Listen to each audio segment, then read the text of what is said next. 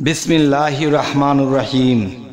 হে সমস্ত জগতবাসী, আজ আমি শামীম আলী চিশতি এই হাঁটা চলা অবস্থায় আপনাদেরকে কিছু কথা বলবো। আর যেখানে হাঁটতেছি এখানে আমাদের দরবার বিষয়ক, এখানে আমরা এমন একটা চিন্তা ভাবনা নিয়েছি যে এখানে অনেক বড় দরবার এবং বৃদ্ধাশ্রম বলতে যারা পৃথিবীতে অসহায়, আমি তাদেরকে লালন পালন করে তাদেরকে সেবা করার জন্যে আমি কিছু একটা করব।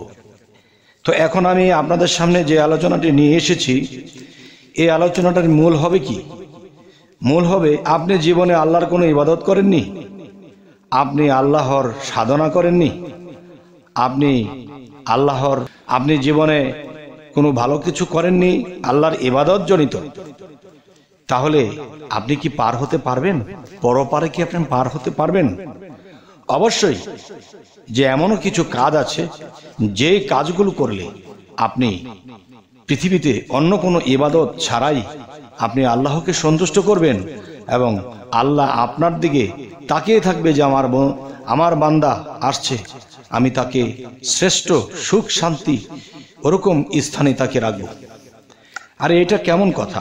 আল্লাহর ইবাদত করলো না, আল্লাহর আমল কত কাজ আছে সেগুলো করলো না, তারপরেও আল্লাহ তাকে এত ভালোবাসবে, আল্লাহ তাকে এত পছন্দ করবে। কারণ কি? আজকের কারণ অবশ্যই খেয়াল করে শুনবেন, সেটি আমি বলছি। সেটি হলো, দেখুন যে আল্লাহ কিন্তু খুব উচ্চ গলায় বা উচ্চ র্যাঙ্কে আল্লাহ কিছু কথা বলেছেন সূরা মাউনের মধ্যে। দুর্ভোগ সেই নামাজকারী, দুর্ভোগ সেই ইবাদতকারী যারা এতিমের গলা ধাক্কা দিয়ে তাড়িয়ে দেয়।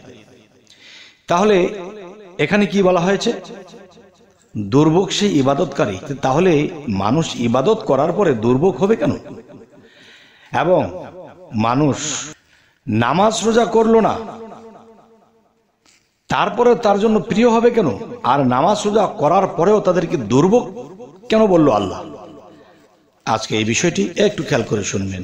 দেখুন, মানুষ যখন নামাজ রোজা আল্লাহর ইবাদতে বিভিন্ন আল্লাহর ইবাদত করে, সেই লোকগুলো কি করে জাহান্নামের দিকে রওনা দেয়। এবং আল্লাহর এই আমল কর্ম না করেও কোন মানুষগুলো আল্লাহর প্রিয় হয়ে যায়। সেটি হলো, একজন মানুষ আল্লাহর ইবাদত করেনি, তারপরে সে কি করেছে? এতিম, অসহায়, গরিব, অবলা নারী, এদের পাশে গিয়ে তিনি দাঁড়িয়েছে। যারা পৃথিবীতে এসে বস্ত্র পরিধান করার মতো তাদের অর্থনীতি নেই, টাকা নেই, তাদের চলার মতো ওরকম অবস্থা ভালো নেই, তারা দুটা ভালো করে খেতে পারে না, চারটা ডাল ভাত খেয়ে বেঁচে থাকবে সেরকমও তার অবস্থা নেই। তখন কি করা হলো? সেই ব্যক্তিটি আল্লাহর অন্য কোনো ইবাদত করতে তাকে দেখাই যায়নি, কিন্তু সে অসহায় মানুষদেরকে ভালোবেসেছে, মাথায় হাত বুলিয়েছে, তাদেরকে সান্ত্বনা দিয়েছে, তাদের মুখে খাবার তুলে দিয়েছে। তখন আল্লাহ কি বলেছে? দুর্ভোগ সেই ইবাদতকারী যারা লোক দেখানোর জন্য করে থাকে, দুর্ভোগ সেই নামাজকারী যারা এতিমের গলা ধাক্কা দেয়, অন্ন বস্ত্র দানে উৎসাহ দেয় না, দুর্ভোগ। তাহলে বোঝা গেল কি? মানব সেবা, এতিম সেবা, বৃদ্ধা যারা আছে, যাদেরকে ছেলেমেয়েরা দেখে না, ফেলে দিয়েছে, এরকম ব্যক্তিদেরকে যারা সান্ত্বনা দেয়, মাথায় হাত বোলায়, খাবার মুখে তুলে দেয়, তখন সেই খাবার কে খায়? সেই খাবারগুলো আল্লাহই খায়। কারণ আল্লাহকে তো নিরাকার শরীয়তের ভাষায় বলে থাকে, কিন্তু নিরাকার যিনি, তাকে তো দেখা যায় না, তাহলে তিনি কি করে খাবে? এটা কি সম্ভব? যদি আল্লাহকে খাওয়াতে হয়, আল্লাহকে সেবা করতে হয়, আল্লাহকে সন্তুষ্ট করতে হয়, তাহলে কোনো এতিম, অসহায় কোনো বৃদ্ধা ব্যক্তিকে, পঙ্গু ব্যক্তিকে আপনি আদর করুন, তাদেরকে ভালোবাসা দিন, তাদেরকে বুঝ দিন, তাদের দিকে তাকিয়ে আপনার চোখের পানিগুলো ফেলে বলে দেন যে, হে অসহায়, দেখো আল্লাহ কাউকে অসহায় বানায় না, কিন্তু মানুষ পৃথিবীতে লোভ লালসা করে নিজে অসহায় হয়। এবং সেই অসহায়টি হলো কিরকম? যে একদিন তারা আল্লাহর কাছে অসহায় হয়ে যাবে, আল্লাহ তাদের প্রতি অসন্তুষ্ট থাকবে। তাই বলবো, পৃথিবীতে অন্য কোনো ইবাদত করতে পারেননি, নামাজ, হজ, জাকাত, রোজা কোনো কিছুই করেননি, এটুকু করবেন। এই অসহায় মানুষদের পাশে দাঁড়িয়ে তাদেরকে লঙ্কা ধরে খাইয়ে দেন, তাদেরকে প্লেট ভরে খেতে দেন। দেখবেন আপনার জীবনে আপনি কোনো ইবাদত না করেই পার হয়ে যাবেন। কেননা আল্লাহ কি বলেছে? তুমি নামাজ পড়েছো, নামাজের মধ্যে যতক্ষণ ছিলে তুমি ততক্ষণই আমার দিকে রুজু ছিলে। যখন বের হয়ে গেলে, বের হয়ে তুমি আবার হিংস্র প্রাণী হয়ে গেলে, কারটা মেরে খাওয়া যায়, কারটা কি করা যায়, কার ক্ষতি করা যায়, তখনই ওইসব নামাজি, ওইসব ব্যক্তিদের কি বলা হয়েছে? দুর্ভোগ সেই ইবাদতকারী, নামাজকারী, যারা আমার অসহায় ব্যক্তিদেরকে দেখলো না, নিজে খাইলো, নিজে চললো, কিন্তু এদেরকে দেখলো না। তাই আমি বলবো, হে সমস্ত জগৎবাসী, এই দুঃখ আমি কি দিয়ে বলবো? তবে আল্লাহ যদি আমাকে ওরকম দিত তাহলে আমি করতাম। তবে যাই আছে তাই নিয়ে করব। তবে আমি আপনাদেরকে বলছি, দেখেন, আমি এই জায়গাটি রেখেছি, এই জায়গাটির মধ্যে হাঁটতেছি, এতটুকু জায়গা আমার হবে না। বৃদ্ধাশ্রমের জন্য বড় জায়গার দরকার, এবং অসহায়দেরকে লালিত পালিত করার জন্য আরো বড় জায়গা দরকার।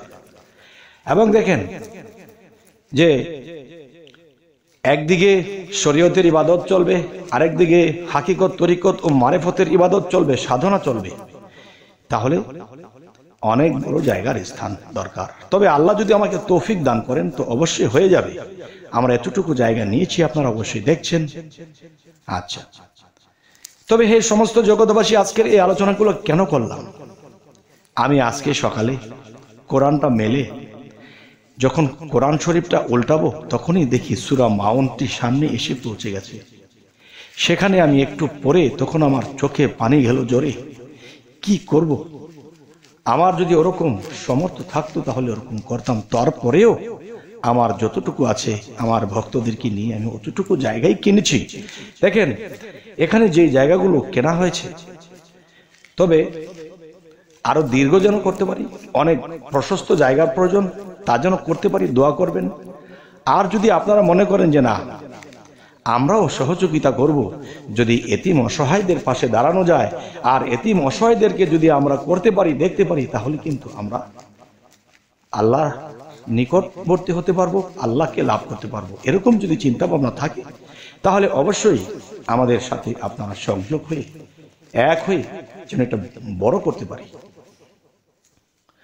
তবে হে সমস্ত জগৎবাসী, যদি কেউ এরকম মন মস্তিষ্ক রাখে, পৃথিবীতে থেকে অন্য কোনো ইবাদত ঠিক মতো করতে পারেনি, ঠিক মতো কোনো কিছুই হয়নি, তবে আমি কথা দিচ্ছি কোরআন অনুসারে আপনারা কখনো সেই নামাজকারীদের মধ্যে দুর্ভোগে পড়বেন না, সেই ইবাদতকারীর মতো লোক দেখানোর মধ্যে পড়বেন না। এমনভাবে দান করুন যাতে করে আপনার ডান হাত দিয়ে দিচ্ছেন, বাম হাত যেন জানে না। তাহলে আল্লাহ বলবে সে দান করেছে, আবার মানুষকে বলেছে, মানে মানুষকে দেখানোর জন্যই করেছে। নাউজুবিল্লাহ, এটা করা যাবে না। তবে হ্যাঁ, এভাবে যদি আমরা করতে পারি, অসহায়দের পাশে দাঁড়াতে পারি, দেখেন তাহলে কি হবে। আরো একটি জায়গায় আল্লাহ বলেছে, ওয়াল্লাযী খালাকাল মাউতা ওয়াল হায়াতা লিয়াবলুয়াকুম আইয়াকুম আহসানু আমালা ওয়া হুয়াল আজিজুল গাফুর। অর্থাৎ আল্লাহ বলতেছে যে আমি মানুষ সৃষ্টি করিয়াছি পরীক্ষা করার জন্য, তোমাদের মধ্যে কে কর্মে উত্তম, দানশীল উত্তম, প্রেমে উত্তম, ভক্তিতে উত্তম, সেই ভক্তিগুলোই আমার প্রিয় হবে। আচ্ছা, আর সেই নামাজি এবং সেই দেখানো ইবাদতকারীদেরকে আল্লাহ বকে দিয়েছে, ধমকে দিয়েছে। তাই আমরা অন্য অন্য ইবাদতের পাশাপাশি যদি এটা ধরে রাখতে পারি তাহলে আমাদের ইহকাল পরকাল ধন্য হয়ে যাবে এবং আল্লাহ পর্যন্ত পৌঁছে যাবেন। আল্লাহ আপনাদের গলায় মালা দিয়ে সেই জান্নাতে প্রবেশ করিয়ে দেবে। এখন বলতে পারবেন যে শরীয়তের লোকেরা তো জান্নাত জান্নাত করে, আপনিও বললেন। দেখেন, জান্নাত বলতে কিন্তু বোঝানো হয় যে একটা হচ্ছে মনের শান্তি, আরেকটা হলো আল্লাহকে দেখেছি, আল্লাহকে পেয়েছি, আল্লাহ আমাকে সংবর্ধনা দিয়েছে, এটাই এক শান্তি। শান্তিরই আরেক নাম হলো জান্নাত। আল্লাহকে পেয়ে গেলে আমার জান্নাতের প্রয়োজন কি? আল্লাহ কি জান্নাত ছাড়া, আল্লাহ কি শান্তি ছাড়া? তাহলে সেই শান্তির মধ্যে যদি প্রবেশ করে ফেলি তাহলে সেটাই তো জান্নাত। তবে হে সমস্ত জগৎবাসী, আজকের এই আলোচনা এই জন্যই করলাম যেন আপনারা জানতে পারেন, বুঝতে পারেন যে আসলে পৃথিবীতে অন্য অন্য ইবাদতের পাশাপাশি এই কাজগুলো আমাদের করে যেতে হবে। তবে আমাদের এই মানব জন্ম ধন্য হয়ে যাবে। তবে হে সমস্ত জগৎবাসী, অবশ্যই আমাদের পাশে থাকবেন এবং আমাদের এই চ্যানেলটিকে সাবস্ক্রাইব করে রাখবেন এবং ফেসবুক হলে অবশ্যই ফলো করে রাখবেন। অবশ্যই আপনাদের সাথে আবার সাক্ষাৎ হয়ে যাবে। তো সকলেই ভালো থাকবেন। আল্লাহ হাফিজ।